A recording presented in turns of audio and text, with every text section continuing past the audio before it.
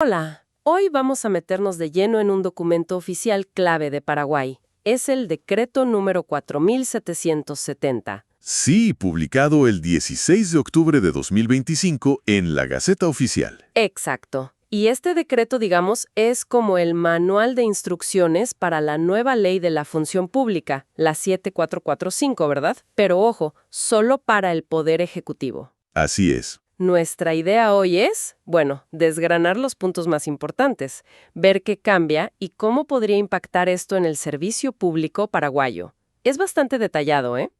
Sí. Lo que busca el decreto fundamentalmente es dar lineamientos claros para interpretar y aplicar esta nueva ley marco que es grande. Claro. Se enfoca, como bien decías, en las disposiciones generales, las que aplican a todos los servidores del Ejecutivo. Es un paso importante, necesario en este proceso de reforma que menciona el propio decreto. Intenta poner orden, claridad. Perfecto. Entonces, arranquemos por la estructura. ¿Quién manda acá? ¿Cómo se coordina todo esto? Veo que se menciona mucho al Ministerio de Economía y Finanzas. Así es. El artículo 2 establece algo interesante. Dice que las unidades de gestión y desarrollo de las personas, las UGDP, Las de recursos humanos de cada lugar, ¿no? esas mismas, quedan vinculadas funcionalmente al Ministerio de Economía y Finanzas, al MEF. Vinculadas funcionalmente. Suena un poco abstracto. ¿Qué significa eso en la práctica? ¿El MEF les da órdenes directas o es más una guía? ¿Tiene peso real? Es una buena pregunta. A ver, no es una subordinación jerárquica, digamos, clásica. No es que el ministro de Economía sea el jefe de todos los de RRH. Ajá. Significa más bien que estas unidades tienen que seguir las políticas, las normativas, las directrices que el MEF saque en temas de gestión de personas y salarios. Entiendo. Y el MEF, a través de su Viceministerio de Capital Humano, tiene que crear mecanismos para acompañar y supervisar técnicamente a estas UGDPs, para armonizar todo. Es un intento de centralizar la política de RRH, aunque la ejecución siga en cada ministerio. O sea, el MEF marca la cancha en políticas, en sueldos, y las unidades de cada ministerio juegan con esas reglas, y el MEF mira cómo juegan. ¿Y hay otros actores importantes en este esquema? De control, de coordinación. Definitivamente. El Viceministerio de Capital Humano y Gestión Organizacional, que depende del MEF, se vuelve una figura central. Sí, lo nombraste recién. Exacto. Tiene que dar dictámenes previos para validar reglamentos internos de cada institución. Eso dice el artículo 15. Clave eso. Y también decide si un puesto es de confianza o de los nuevos directivos públicos, que es un punto central de la ley nueva. Ujú. Gestiona la reasignación de funcionarios que salen de cargos de confianza, artículos 6 y 19. Supervisa permisos especiales, artículos 8 y 10. Y para cerrar el círculo financiero, el artículo 21 pide un parecer técnico del Viceministerio de Administración Financiera, también del MEF, si algo tiene impacto en el presupuesto. ¡Wow! Es una red de controles bastante densa, ¿no? Sí, bastante tupida. Queda claro el rol protagónico del MEF y sus vices. Bueno, vayamos a algo que siempre genera interés. ¿Cómo se entra o cómo se mueve uno dentro de la función pública con estas reglas? ¿Qué dice sobre concursos y traslados? Bien. El artículo 3 reafirma los principios de siempre, o que deberían serlo: mérito, igualdad, publicidad para los concursos. Ok. La responsabilidad de que sean transparentes y legales es de cada institución. Tienen que publicar todo en un portal oficial. El objetivo es claro: que la regla sea entrar por mérito, por capacidad demostrada. Implementar la meritocracia de verdad. Ese siempre es el desafío, ¿no? ¿El decreto da herramientas específicas o eso queda para después? Este decreto pone el marco general, digamos. Los detalles de cada concurso, las bases, condiciones, eso seguramente vendrá en otras reglamentaciones o lo hará cada institución, pero siempre bajo estos principios y con la supervisión del Viceministerio de Capital Humano. Este es el paraguas normativo. Vale. ¿Y qué me dices de la figura del asesor? Que a veces, históricamente, ha sido como una puerta lateral. ¿Se busca limitar eso? Sí, el artículo 4 va directo a eso, a los asesores contratados. Les pone una fecha límite. Pueden seguir así solo hasta el 31 de diciembre de 2026. Ah, o sea, hay una transición. Exacto, un tiempo de transición. Desde el 1 de enero de 2027, la única forma de tener asesores es nombrándolos en un cargo específico de asesor, que tiene que estar en el presupuesto, en el anexo de personal. Bien.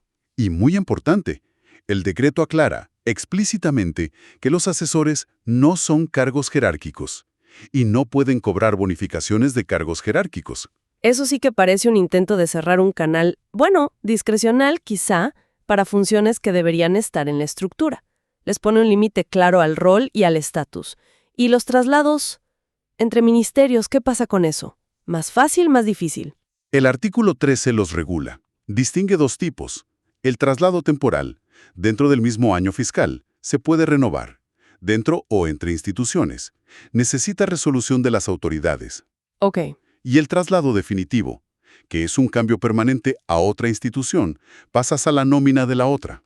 Ajá. A este último, se pide que sea a un cargo de igual nivel y sueldo. Y si la persona venía de un cargo de mando medio o superior, primero tiene que pasar por un proceso de reasignación. Entiendo. ¿Alguna condición más para el definitivo? Sí, una importante.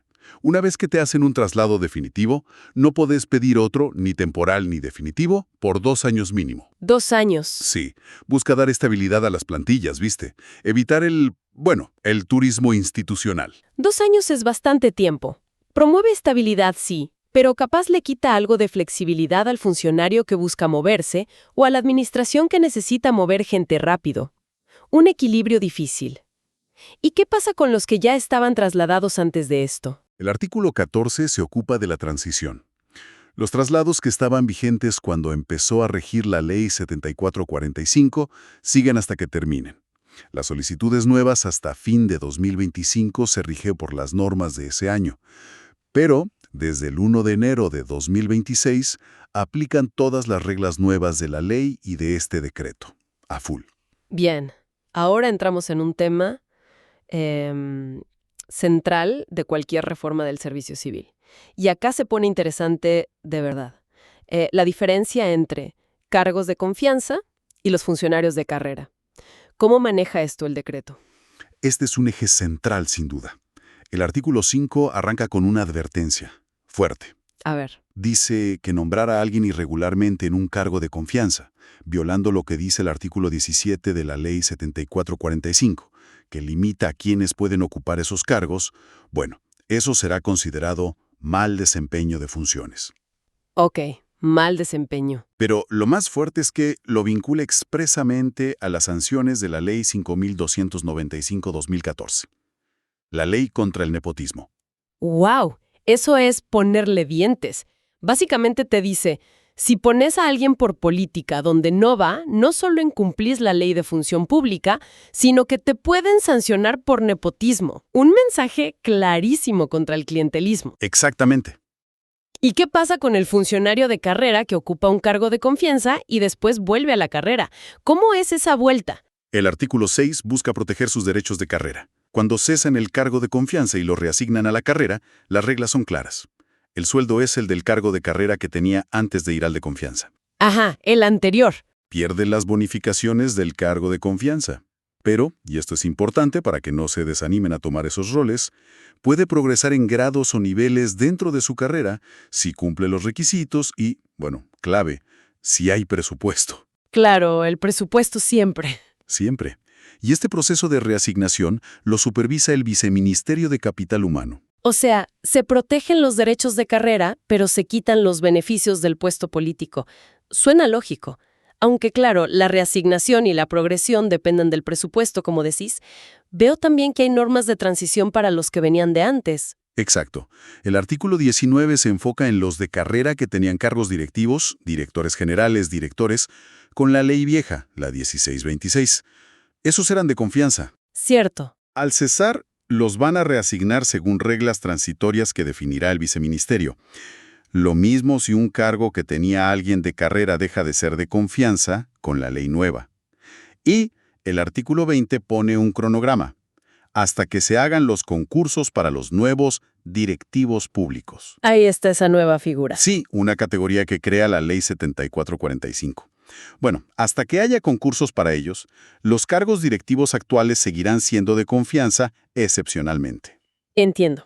Y la idea es que estos directivos públicos sean los líderes profesionales seleccionados por mérito, a diferencia de los de confianza, que son más políticos. Esa es justo la intención de la Ley 7445.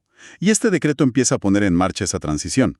La categoría de directivo público busca crear un cuerpo de gerentes públicos profesionales, seleccionados por concurso, que den continuidad a la gestión más allá de los cambios políticos. Ujú. El artículo 20 también dice que en las secretarías ejecutivas de presidencia, los mandos medios van a ser de confianza hasta fin de 2025. Pero desde 2026 se tienen que cubrir según las reglas nuevas, o sea, concursos o promociones por mérito. Muy bien, ese es el panorama de la estructura y los roles. Hablemos ahora del día a día. Horarios, permisos. ¿Hay cambios o precisiones importantes en el decreto? El artículo 7 fija la jornada. 8 horas diarias, lunes a viernes, para el Ejecutivo. Ok, estándar. Admite horarios diferentes si el trabajo lo pide, pero siempre dentro de la Ley 7445. Y sobre los permisos, el decreto detalla varios casos. Busca estandarizar y poner condiciones claras. ¿Podrías resumir lo clave de los permisos? Sin ir al detalle mínimo porque parece que hay varios tipos. Claro. A ver, básicamente se regulan 1. Permisos sin goce de sueldo, artículo 8. Ajá. Para estudiar, cuidar a la familia, motivos personales. Te garantizan el puesto al volver. Un punto interesante. Después de uno de estos permisos, tenés que trabajar un tiempo igual al del permiso antes de pedir otro por la misma causa. Ah, para evitar ausencias seguidas. Exacto. Todo justificado y reportado al viceministerio. 2. Permisos con goce de sueldo para posgrado. Artículos 9 y 10. Esos son los más buscados, imagino. Sí, maestrías, doctorados, sobre todo afuera. Condición clave. Si tenés cargo de confianza o directivo, tenés que cesar y ser reasignado a la carrera antes de irte. Importante eso. Y el estudio tiene que ser relevante para tu puesto o para la institución. También justificado y reportado. 3. Permisos por salud. Artículo 11. Sí. Cada institución debe regular cómo presentar los certificados. Para prórrogas largas por enfermedad grave, se necesita una junta médica que pide la UGDP. Ok. Y 4. Invalidez. Artículo 12. Si la junta médica dice que hay invalidez y no te pueden reubicar, se suspende la relación laboral, con derecho a pensión transitoria si el régimen de seguridad social lo cubre. El Ministerio de Salud regula cómo funciona la junta. Parece que el hilo común en los permisos es, bueno, la justificación, el reporte al viceministerio y poner condiciones para evitar abusos, como eso de trabajar después de un permiso largo sin sueldo o dejar el cargo de confianza para ir a estudiar con sueldo. Se busca que los permisos cumplan su fin. Correcto. Es un esfuerzo por ordenar y controlar el uso de estas licencias, vincularlas a necesidades reales, al interés de la institución, sobre todo si implican sueldo o ausencias largas. Y para cerrar el ciclo del funcionario, ¿qué pasa con la disciplina y el fin del vínculo laboral? Hay precisiones en el decreto. Sí. Para las faltas leves, el artículo 17 acelera la reconsideración. La UGDP tiene 5 días hábiles para resolver. Si rechaza o no contesta, el funcionario tiene 10 días para pedir un sumario a la máxima autoridad. Más rápido entonces. Sí. Y para las faltas graves, el artículo 18 aclara algo clave sobre la prescripción. A ver. El plazo empieza a correr desde que la falta se comunica formalmente por medios institucionales a la UGDP, al área jurídica, auditoría interna o al jefe directo. Ah, esa aclaración sobre cuándo empieza a correr la prescripción es importante. Evita que una denuncia quede en un cajón hasta que prescriba, ¿no? Obliga a que, una vez comunicada formalmente, el reloj empieza a contar. Exactamente. Intenta asegurar que las denuncias por faltas graves se tramiten, que no se dilaten para eludir la responsabilidad. Y finalmente, el artículo 16 detalla las causas de terminación del vínculo, que vienen de la ley. Artículo 55. Muerte, renuncia, Sí. jubilación obligatoria, acuerdo mutuo, retiro voluntario o pérdida de la nacionalidad paraguaya. En cada caso, se pide notificación formal y registro. Entonces, haciendo un balance general, ¿cuál es la foto que nos deja este decreto? Parece una pieza fundamental para que la Ley 7445 no quede solo en el papel, al menos en el Ejecutivo. Sin duda, es la hoja de ruta operativa. Vemos un fuerte énfasis en los procedimientos, ¿viste? Informes previos, dictámenes, registros. Mucho papeleo, parece. Bueno, sí, pero con una intención clara. Fortalecer el rol de supervisión del MEF, especialmente vía el Viceministerio de Capital Humano. Y se insiste mucho en diferenciar roles de carrera, basados en mérito, y los de confianza, más políticos, regulando las transiciones, los límites y buscando transparencia en ingresos, traslados, permisos. Lo fascinante aquí es ver cómo se intenta traducir una reforma legal grande, ambiciosa, en reglas concretas del día a día. Se nota el esfuerzo por profesionalizar, por meter criterios técnicos de mérito y por regular áreas que quizás antes eran más discrecionales. Correcto. El desafío, como siempre, va a estar en la implementación real. Que estos procedimientos no se vuelvan solo burocracia, sino que de verdad logren los objetivos. Una función pública más ordenada, profesional, basada en el mérito, y hay que ver cómo juegan estas reglas con la cultura de cada institución. Y eso nos deja con una pregunta picando. Este decreto detalla mucho los procesos, los controles, buscando esa reforma inteligente y prudente que dice. Pero, ¿podría esta red de procedimientos y supervisiones afectar la agilidad que necesita la gestión pública? ¿Se encontrará el equilibrio justo entre control y eficiencia? ¿O se corre el riesgo de que adaptarse a todo esto ralentice las decisiones, la ejecución? Será interesante ver cómo evoluciona en la práctica.